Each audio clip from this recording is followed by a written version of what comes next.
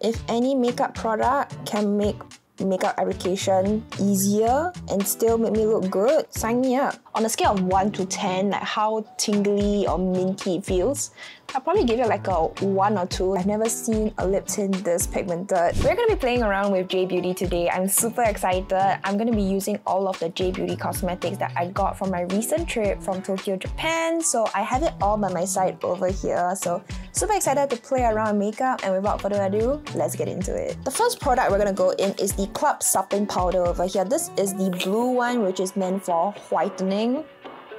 I did not know it was a whitening powder, but anyway, this one I'm gonna use it because it's like a 24-hour powder, and I'm gonna use it to kind of like set my face down because I only have skincare on currently. You can see my face is quite dewy and shiny, so it looks like this. Now, in my haul video, like the full Jbeauty haul, which if you haven't watched that video already, I highly recommend you checking that video out. But in that video, I was saying like, oh, I'm not really sure how this powder will actually work because it's marketed as like a 24-hour powder, right? So you can use it in like the day and night. So I was wondering like, how am I supposed to use this if I'm gonna apply like foundation and then I'm gonna use this, and then at night I'm gonna use this puff again? Like, it's gonna be contaminated, right? That was like my train of thought. One of you guys, so sweet, was it Jen? Yes, Jen, thank you so much, Jen, for helping me out. The purpose of this powder is basically just to kind of like set down like SPF or skincare, or you don't want to have like that sticky feeling on your face, or some SPF where like they don't dry down completely, they give you like that glowy look. Maybe you're not into that, so this is supposedly there to kind of like help set down everything. So I'm just gonna do exactly that. Thank you so much, Jen, for your comment. Really appreciate it. I did do a little bit of research on this powder, and I found out that vitamin C is inside this powder, which I'm just like, vitamin C? I love that ingredient, give it to me, and my skin loves vitamin C. I must say that the whitening effect is not very like stark white, you know, like ghost face kind of thing. It's not, but it does help to just mattify, and I like the look of it. The fragrance, it's there. I actually find myself opening up the tin just to occasionally sniff it, but but actually it's not really that strong, and I think it's quite bearable. I have not tried this out at night just yet, so I'm still testing this out. And I also kind of want to like do some hydration on my lips, so I did get this, the DHC lip cream over here. I think this is actually colorless. It's obviously still in the box, and I can't read Japanese, so I'm gonna open this and check it out together. I haven't been the most consistent putting on my Laneige lip sleeping mask recently because I've just been so tired. The moment I reach my bed, I just knock out. So this is going to be helpful in just adding some nourishment to my lips, so let's put it on. This definitely feels more on the nourishing side, not so much waxy, and it's not really a floral fragrance smell. Neither is it a very cosmetic-y smell. It smells somehow rather industrial to me. I don't know how I feel about that. Let's move on to eyebrows. I only bought 2 eyebrow pencils, and they're the same product because I have a lot of eyebrow pencils to go through from all my previous trips, so I just, you know, kind of want to like tone it down a little bit. I did get the Shiseido eyebrow pencil over here in dark brown and brown. Now these two were like 180 yen each at the Donkey Hotel at Asakusa. So like, I was like, ooh, this is too good to be true, let me pick it up. So I actually have been using this. I've been using the one in dark brown, so you can see the pencil's a little bit blunt when originally it's supposed to be this sharp, like these two. So I think I want to try out brown today. It's not gonna be as creamy as some brow pencils when it's like that triangular tip formula. This one, you can draw like hair-like strokes, and you can control the shape of it rather easily. There is a little bit of redness in it, which I'm not the biggest fan of. I feel that dark brown, this color, this one over here, didn't have as much redness.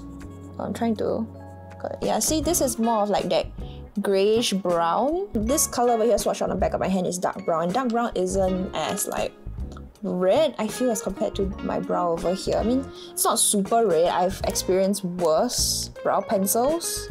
There's a lot of redness in it. The brows are done. I didn't buy a brow mascara either because most of the brow mascaras that I saw, at least at the Cosme Harajuku store, they were kind of like brow cara, so they have like a coloring to it, and I feel that a lot of the times when I use brow caras, maybe I'm just not used to it, but I feel like it looks a little bit off. And also my hair color right now, this is like my natural hair color, so I feel that most of the times I prefer to go in with like a clear brow mascara to just set everything in place, but I don't have that, so it's totally fine. Shall we do our eyes next? I'm gonna go in with the MAC Paint Pot. This is in Painterly, yes. This one has a pink base to it. I didn't buy an eye primer while I was in Japan, so we're gonna make do with like the things that I kinda forgot to buy. I bought like 3 eyeshadow palettes, and honestly I was expecting myself to buy more, but a lot of the colors, like I think maybe the beauty standards in Japan as well, the colors are pretty similar to one another, and a lot of the palettes, the colors I already kind of have because I also do own quite a number of Jbeauty eyeshadow palettes, and they all kind of have this like, you know, soft wash of color, things like that, so nothing really stood out to me. So the 3 eyeshadow palettes I did get is, one is the Petite Palette Eyes from Canmake. This is in number 3, followed by this Japanese brand called Vizzy. This one is in PK07. And then I did get the convenience store line from N. This is N, and this is in PK01 Rose Fog. Now I'm not going to use this because this is an exact dupe of the Rosebud Garden from Rom and the bigger palette. It's definitely really cute, really like travel size friendly. But yeah, I've already used this palette before, and I'm sure you guys want to see something different as well. So like I'm gonna use the Canmake and Vizzy one. This one has very strong pink berry kind of a color story, and this one over here, I don't know why, it kind of reminds me a little bit of like spring, pink, very fresh kind of vibes. So what I'm gonna do is, I think I'm just gonna go in with the Petite palette over here. I'm gonna put this light pink shade all over my crease. One thing I noticed about Japanese eyeshadow palettes, and what stands out to me the most, is that a lot of the times they lack a flat matte eyeshadow formula itself in their palettes. Most of the times they are selling quartz, so a lot of the times the quartz themselves, all of them, they are satin shades. For example, this Vizzy palette over here. So I think that was quite interesting to me, and very few eyeshadow palettes had any different textures and formulas in the eyeshadow palettes, so I thought that was quite interesting.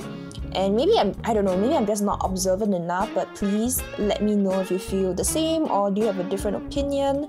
And this shade over here, not so much of a satin, like a shimmery sheen to it, more of like a velvety finish. So I found that very interesting because nothing is truly a flat matte. Let me swatch this Vizzy one as well while we're at it.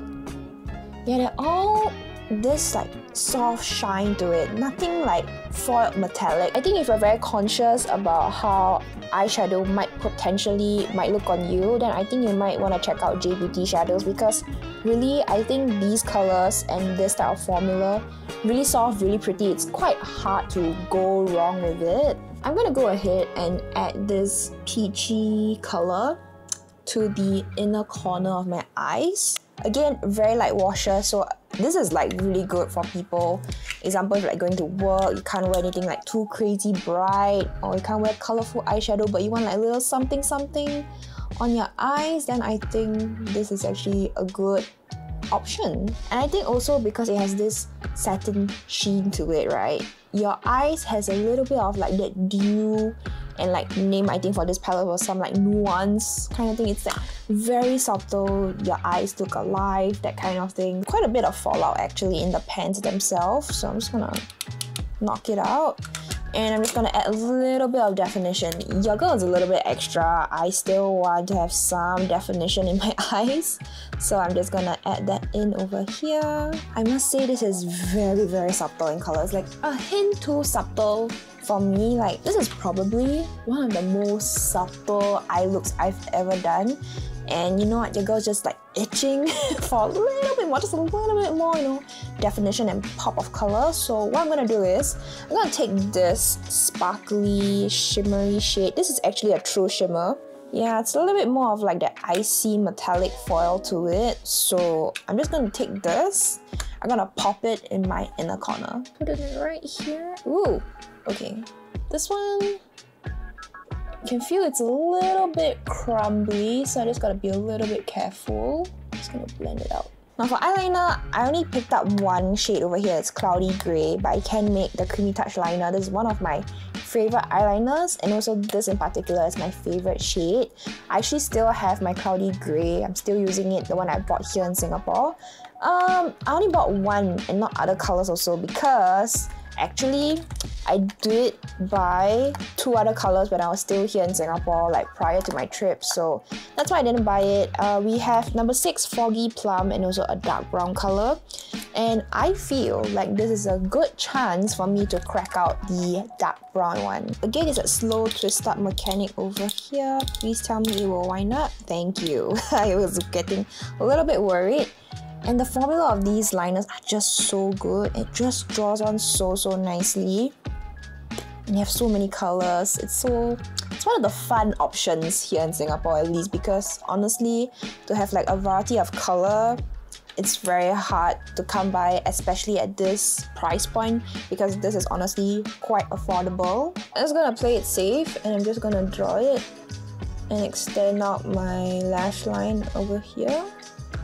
I realized that with time, my eyeliner that goes downwards actually complements my eye shape a little bit better compared to trying to force and flick it up like a cat wing. Just following my natural lash line like this, I think it looks way much more natural. I kind of want to take this dark shimmer shade and just soften the tail wing of it, but I don't think this is actually dark enough for the, you know, eyeliner itself, because the eyeliner is actually really a dark brown. So let me see what I can do and just like try and blow it out a little bit. Yeah, no, I don't think this is working. It's just softening out a little bit, but not the way that I want it to. Also, quick tip, if you ever make a makeup boo-boo, instead of trying to do the correct thing on the other side, just make the same subtle mistake, because at least that way it will kind of like balance out compared to having a correct side and the wrong side, and then like it's a little bit more obvious, you know, which is the good side and bad side. So my take, which might be an unpopular one, is that just try and replicate the same mistake on the other eye, and then from there you kind of, you know, repair it per se. Oh, in my Jbeauty haul video, right, I actually did forget to mention this one other makeup tool that I did buy, and it's this tiny eyelash color from Shiseido. So this one I bought at Matsumoto Kiyoshi, and then I usually use the big one over here, like the full body, full size one, and this one I love because it just fits my eyes so nicely.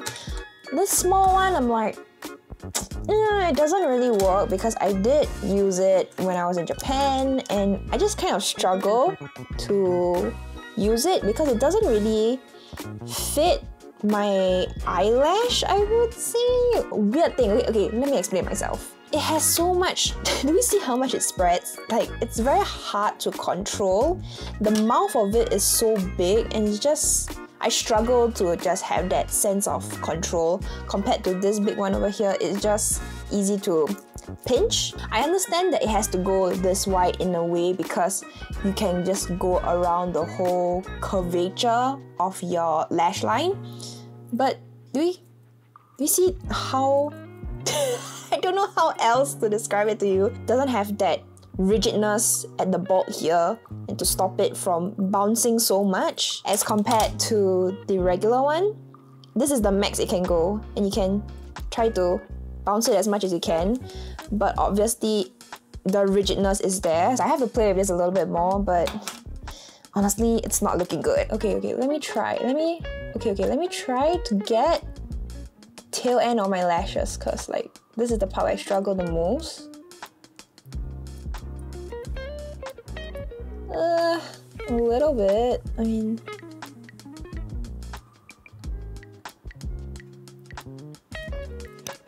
do we see a difference? Do we see any difference? I don't think I see a difference at all. Maybe inner lash? Yeah, because my inner lashes here are quite short.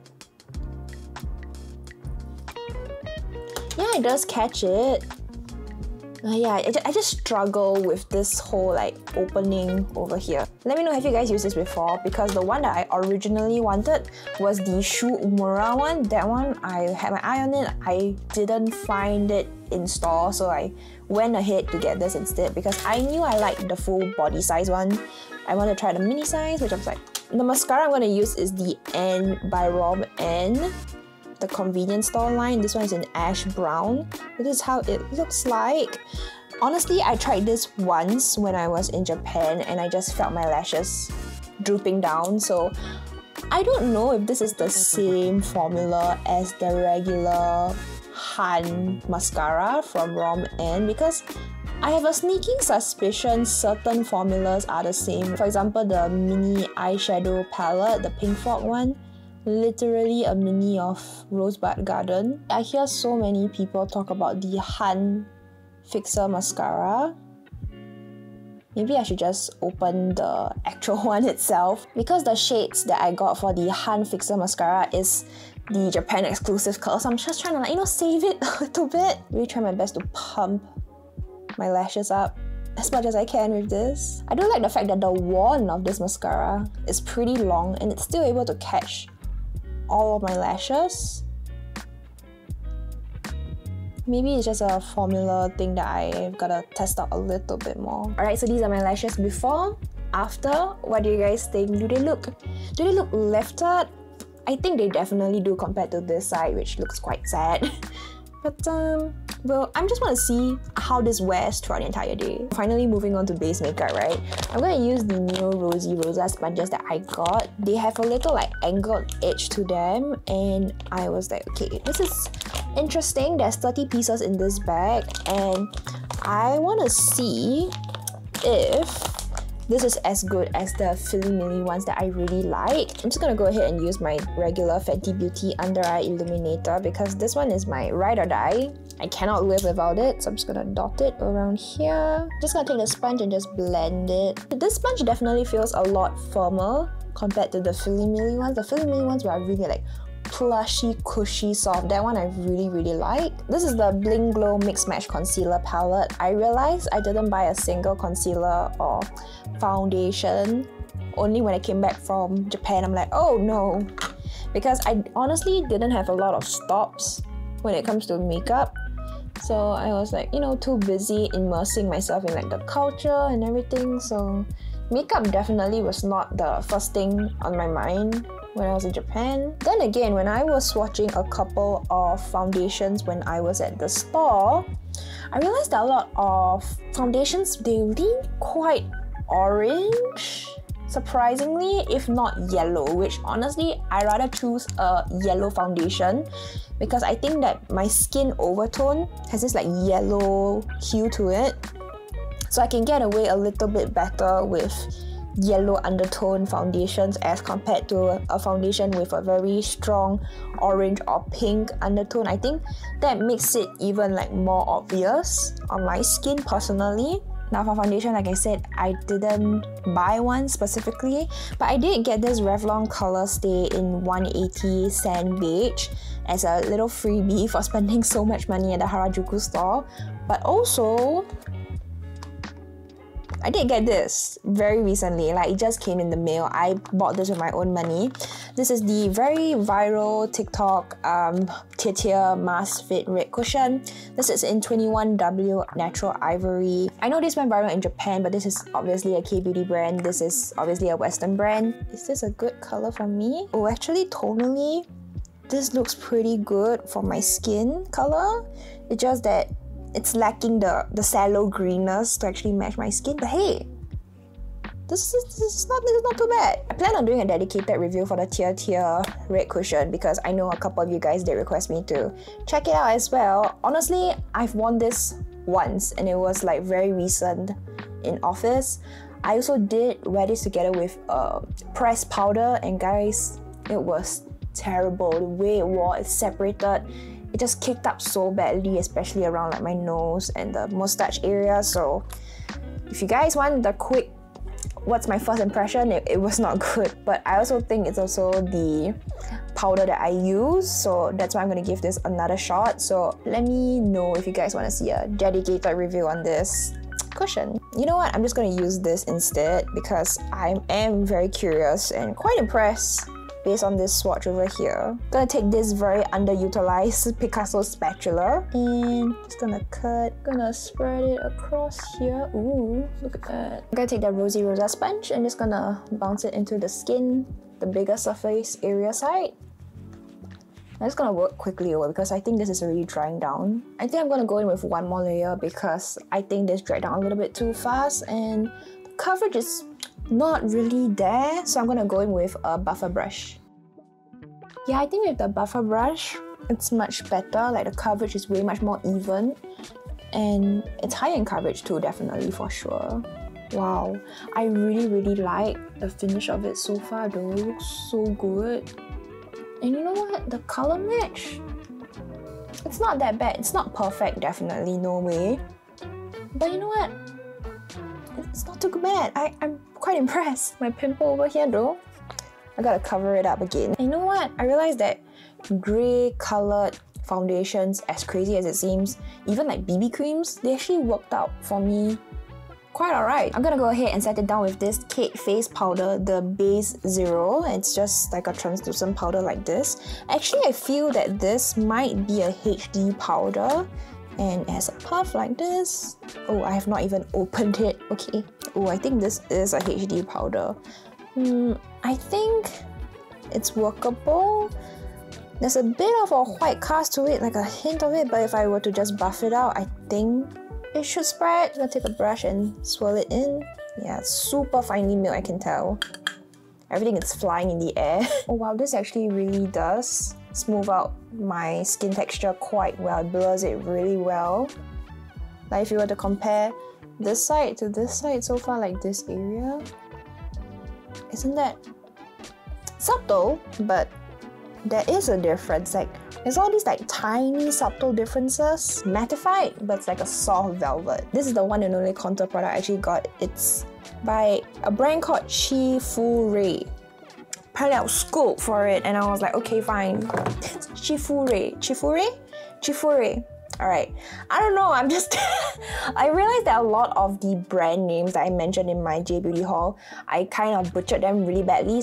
This one is in the shade number 2, and I think this is like a cool tone brown. Quite a bit of grey in it, so I'm just gonna take this. And also I really like the brush on this. Normally I'm not a big fan of like provided applicators because I'm a bit of like a snob. I'm like, okay, I prefer my own brushes. But this one, because it's like at an angle like this, it actually contours my nose so nicely and it just hugs it nicely like this. So I just go down and then like that. That's it. If any makeup product can make makeup application easier and still make me look good, sign me up.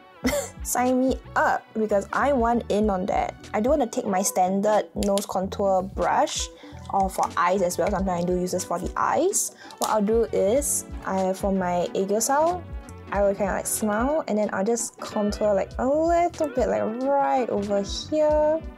So it's like right over here. I've not used this to contour the rest of my face, partially also because the pan of this is pretty small. But you know what? I got some product. Let me just try. The downside is that it's only like one tone. Normally I like to go with a slightly deeper tone for my contour. Let me just put some here. So shading my hairline around here, around the temple. This side and this side with product, no product. Obviously there's gonna be like subtle difference. I feel like I should have gotten like one shade darker, so at least I can kind of like play around with it a little bit more.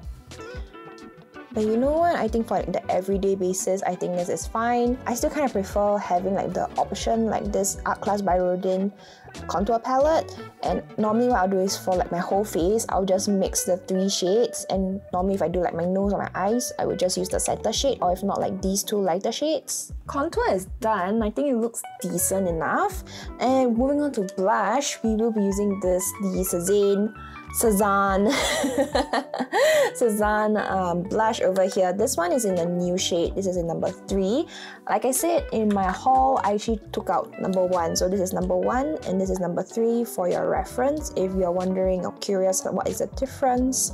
This one is some like rose kind of color and this is more of like a milky pink. The milky pink one, I think it's quite popular because there's number 3, this one, number 4 and number 5. I wanted to get 4 and 5 but they were like picked clean at the store, so I was like, okay, I'm just gonna use this and I'm gonna apply it to the center of my cheeks. I realized that for blush, putting it on the outer parts of my cheeks isn't the most complimentary because I realized that my features are rather soft. There's not a lot of like structure, especially to my cheeks.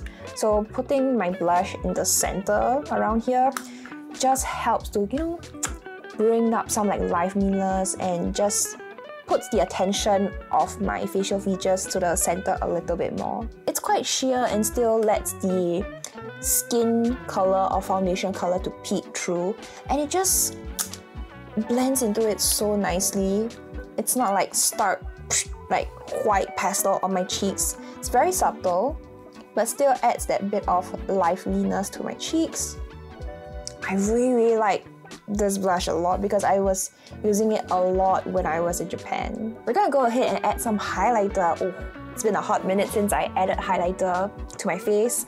This is the Cezanne Pearl Glow Nuancer. This is in N2 and has a very strong purple undertone.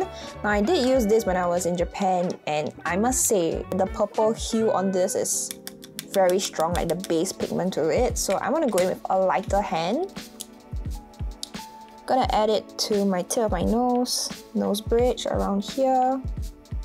And you can see the purple in this is really strong. And I'm focusing it on the high points of my cheeks, like right here, and like that's it. I don't want to highlight the whole strip of my cheekbone over here because I realized that's not the most flattering place for me. And for my eye bags, I'm gonna add a little bit of glitter. I'm not really sure what brand this is because it's cursive and it's a little bit hard to read. It's pre-something.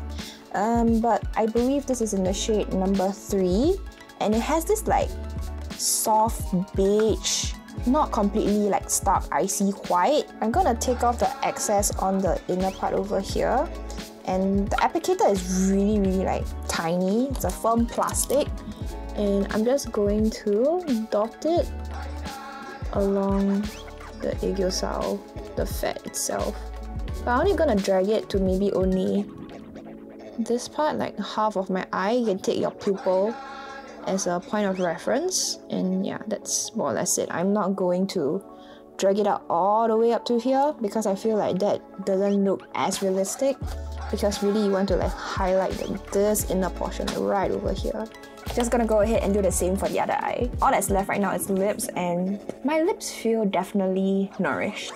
I don't really smell that industrial scent on my lips, but it was definitely concerning when I first applied it. Actually, looking at the pile over here, I have a lot of lippies, so I do have a lip gloss from Vizzy over here, as well as the Kate Tokyo lipsticks as well. I have 2 new ones and I have 1 old one over here. Actually, in my haul, I only had 07, but my friend who was also in Japan at the same time, she actually helped me to get 05, the brown one that I was eyeing for, so thank you so much! And now I'm happy because I have 2 of these Kate Tokyo lip monsters.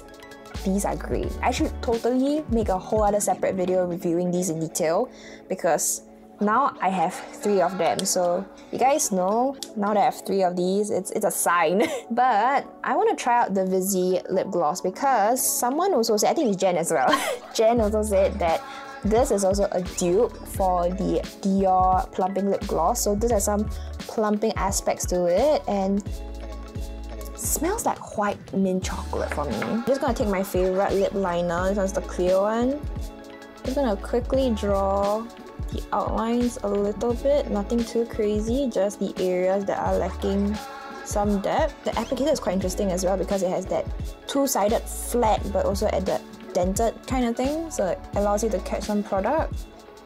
So apply it like this. That is a very subtle pre-shine, okay.